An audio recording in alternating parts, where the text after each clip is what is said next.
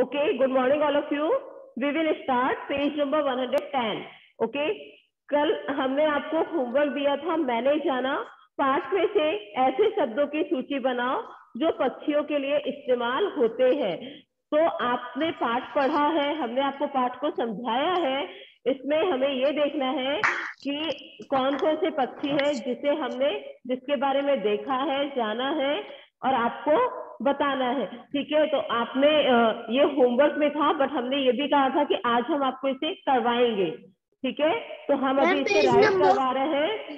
Page number 110 है, page number 110 है। आप स्पीकर को म्यूट में रखेंगे। रश्मि, ठीक है, आयुष कुमार, स्पीकर म्यूट में होना चाहिए। Okay, so we will write here जानती थी। अब हम जानते थे, क्या जानते थे? तो इसमें आपको दिया हुआ है जानती थी, ये बना हुआ है। फिर आप इसमें लिखेंगे गिद्ध। पाठ में हमने पढ़ा है गिद्ध नाम आया है, इसलिए हम लिखेंगे गिद्ध।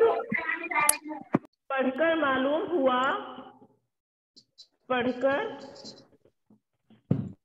मालूम हुआ, पढ़कर मालूम हुआ गिद्ध। हम क्या जाने? हुदहुद। हुदहुद को जब हमने पढ़ा है तब हमें पता चला है कि हुदहुद भी है। ठीक है, अब जानना चाहती हूँ, ये वाला जो टॉपिक आपको दिया है जानना चाहती हूँ, इसमें आपको राइट करना है किन किन पक्षियों में कलगी होती है। इसमें आपका आ जाएगा किन किन पक्षियों में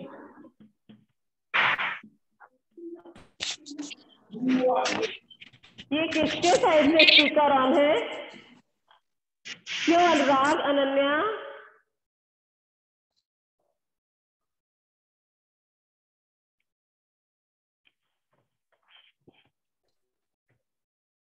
किन किन पक्षियों की कलगी होती है? फिर आपको दिया हुआ है कैसे और कहां से पता लगाऊं। कैसे और कहां से पता लगाऊंगी। ये दिया है, इसमें है मोर। आप ये राइट करेंगे। फिर सेकेंड हम इसमें लिखेंगे पंख। हम पंख को जानते हैं, बट पढ़कर हमें पता चला कि पंख को हम कलगी भी कहते हैं। ये किस पक्षी की दुम कैसी होती है? हम जानना चाहते हैं किस पक्षी की दुम। मैम ये वीडियो भेज देंगी? कैसी होती है?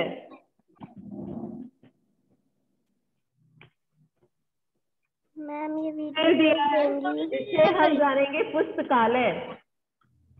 इसे हम जानेंगे कहां से? पुस्तकालय से। फिर दिया हुआ है चोंच। चोंच हम जानते थे, बट हमें चोटी नहीं पता थी। ठीक है, तो ये हमने पढ़कर देखा।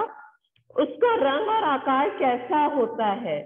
उसका रंग व आकार कैसा होता है?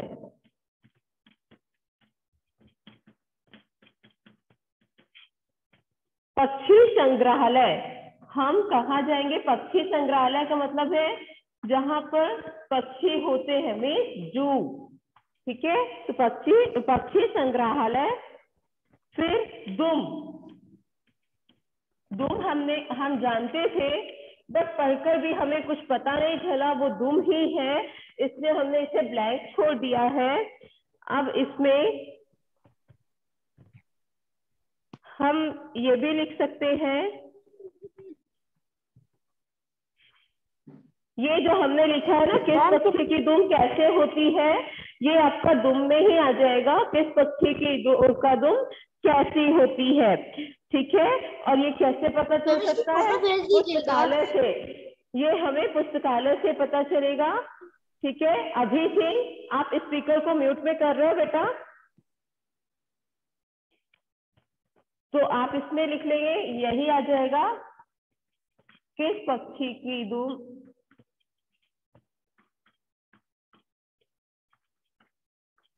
कैसी होती है। ये हमें कहाँ पता चलेगा? पुस्तकालय में। Ma'am please side. तो आप पुस्तकालय लिखेंगे।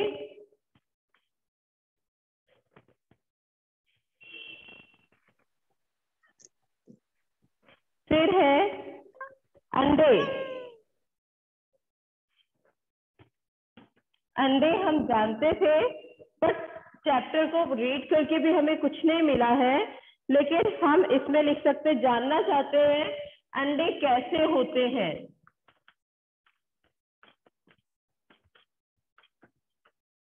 अंडे कैसे होते हैं, और ये हम कैसे पता कर सकते हैं? नेट द्वारा। नेट में हम देख सकते हैं या मोबाइल से देखते हैं, तो हमें ये पता चल सकता है। मैम बुक में तो जगह ही नहीं बची, कहाँ लिखे? मैम बुक में जगह ही नहीं बची। आप बाद में नोटबुक में राइट करोगे, ठीक है? तो अब आप ये इतना बना सकते हो। एक और बता सकते हैं हम, घोंसला। हम जानते हैं, क्या जानते हैं? घोंसला। घोंसले के लिए कुछ भी नहीं दिया है बुक में, रीड करके चैप्टर को हमें कुछ नहीं मिला था, तो हम इसको ब्लैंक छोड़ देते हैं। अब घोंसला में क्या है? पक्षी कैसे रहते हैं, है ना? अब घोंसले में पक्षी रहते हैं, तो पक्षी कैसे रहते हैं ये हमें कैसे पता चलेगा? जब हम पूछेंगे। तो मतलब माता पिता से पूछकर हम ये भी लिख सकते हैं, ठीक है? तो आप लिख सकते हो माता पिता से पूछकर। Ma'am now come to the page number 111। पहचाने कैसे। अब हम कैसे पहचाने? कहा दिया है, अगर तुम्हें हुदहुद को पहचानने में किसी की मदद करनी है तो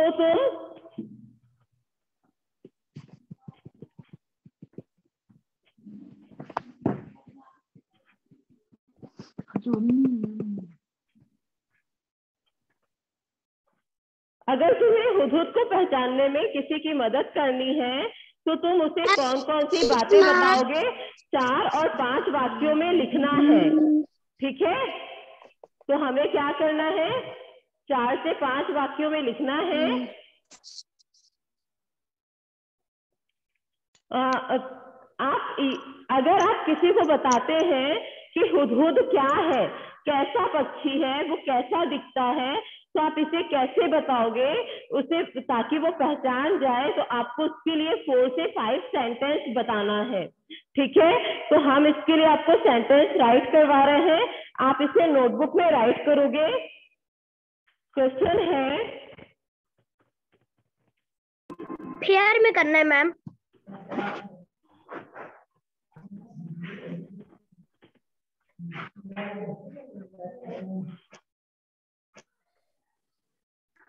मैम नोटबुक में राइट करें।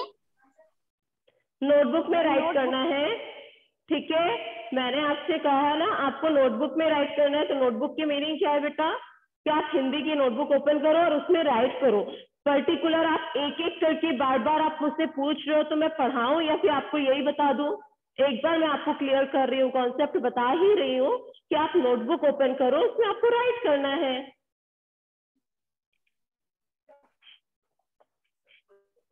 अगर तुम्हें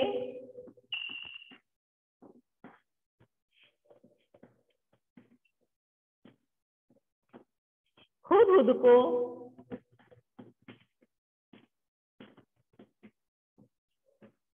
पहचानने में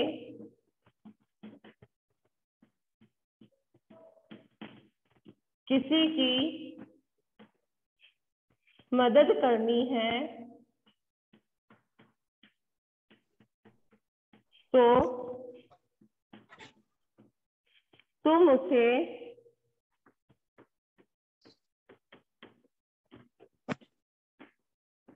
कौन सी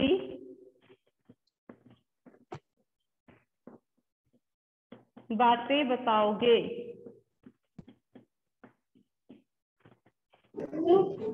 मैम आगे क्या लिखा है? में लिखो। 4 5 वाक्यों में लिखो। बेटा ये क्वेश्चन दिया हुआ है बुक में, पेज नंबर 111 में।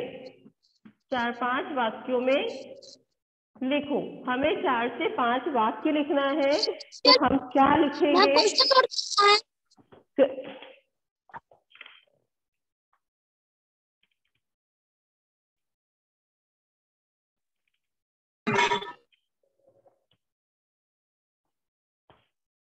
फिर दिया है, आप आंसर लिखेंगे।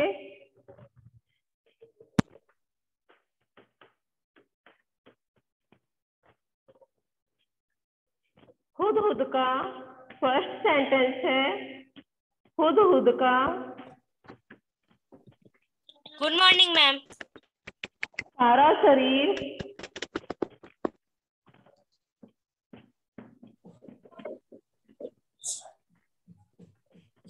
रंग बिरंगा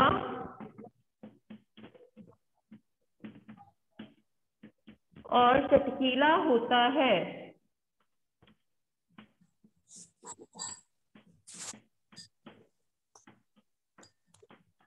ये है आपका फर्स्ट सेंटेंस।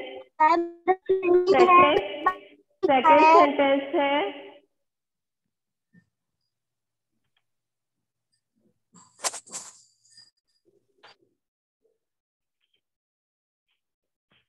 सेकेंड सेंटेंस है, पंख काले काले होते हैं।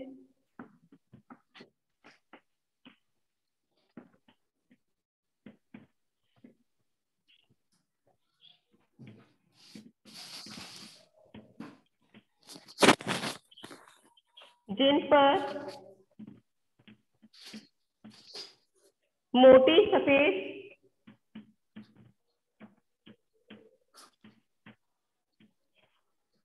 धारियां बनी होती है।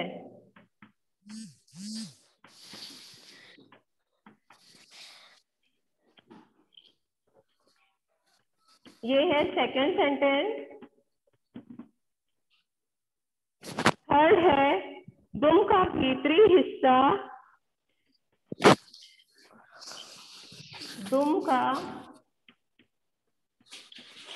भीतरी हिस्सा। ये स्पीकर किसका ऑन है? बेटा म्यूट में करिए, सभी का डिस्टर्ब होता है। सफेद और बाहरी हिस्सा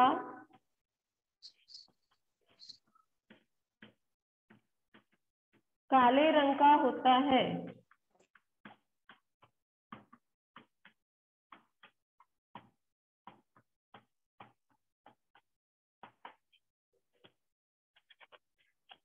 फोर्थ है, चोंच पतली लंबी तथा तीखी होती है।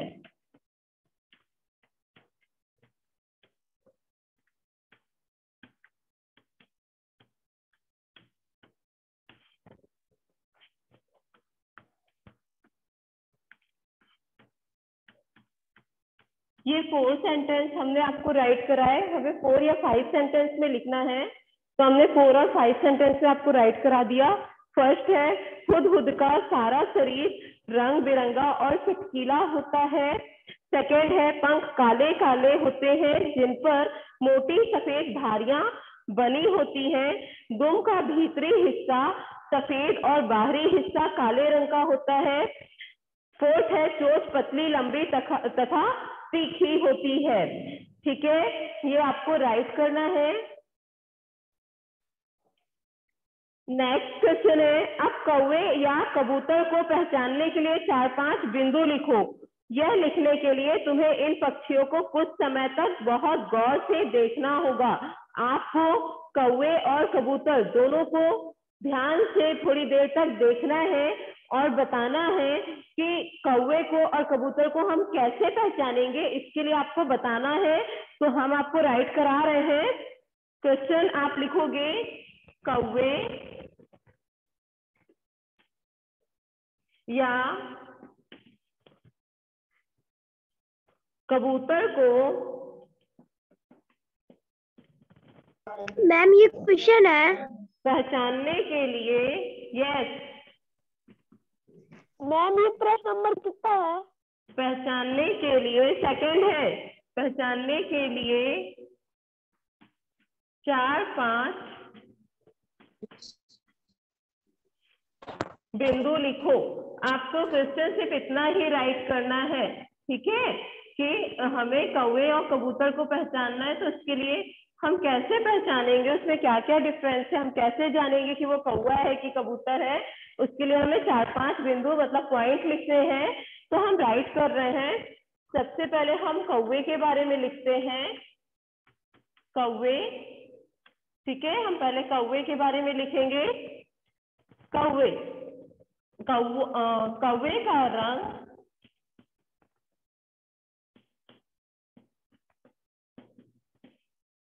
काला,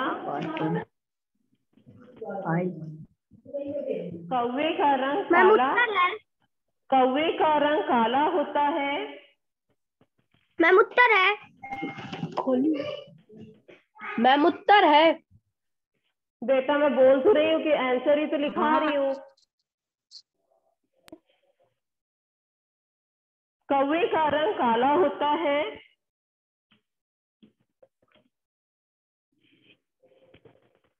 यह आकार में बड़ा होता है, आकार में साइज, ठीक है, यह आकार में बड़ा होता है।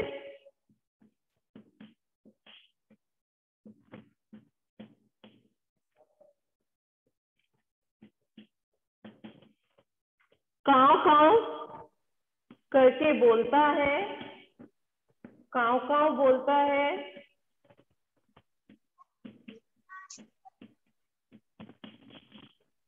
यह काव काव बोलता है। फर्स्ट पॉइंट है, सेकंड है, ये थर्ड है। फोर्थ पॉइंट है, इसकी चोंच काली और लंबी होती है। कौवे की जो चोंच है, इसकी चोंच काली और लंबी होती है।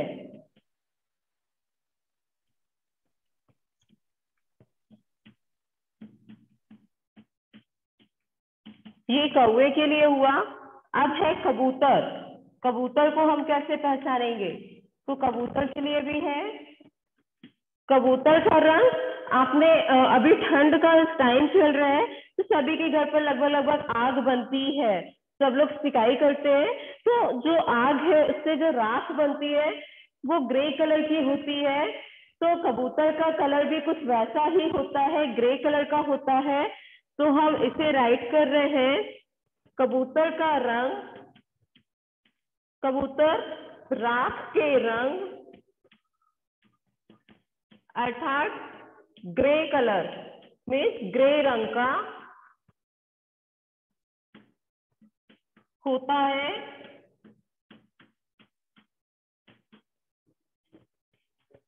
यह आकार में छोटा, यह आकार में छोटा व गोल मटोल होता है। कबूतर गोल मटोल सा होता है, तो ये आकार में छोटा और गोल मटोल होता है। इसकी चोंच छोटी और मुंह भी छोटा होता है। इसकी चोंच छोटी और मुंह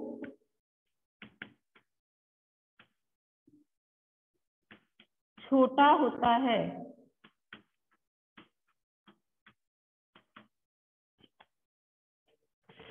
यह गुटरगू करके बोलता है। यह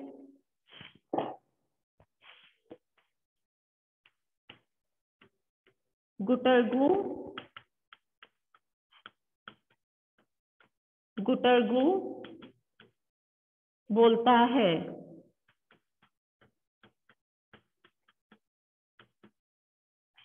ये है कौवे और कबूतर में डिफरेंस भी है, इसे हम डिफरेंस भी कह सकते हैं, ठीक है। कैसे पहचानते हैं, कौवे का रंग काला होता है, यह आकार में बड़ा होता है, यह काव काव बोलता है, इसकी चोंच काली और लंबी होती है।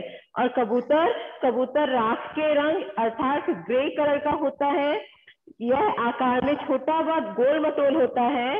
इसकी चोंच छोटी और मुंह छोटा होता है। यह गुटरगु बोलता है। ये आपको नोटबुक में राइट करना है। ठीक है, आई होप आपको ये समझ में आ गया होगा। Okay bye ma'am.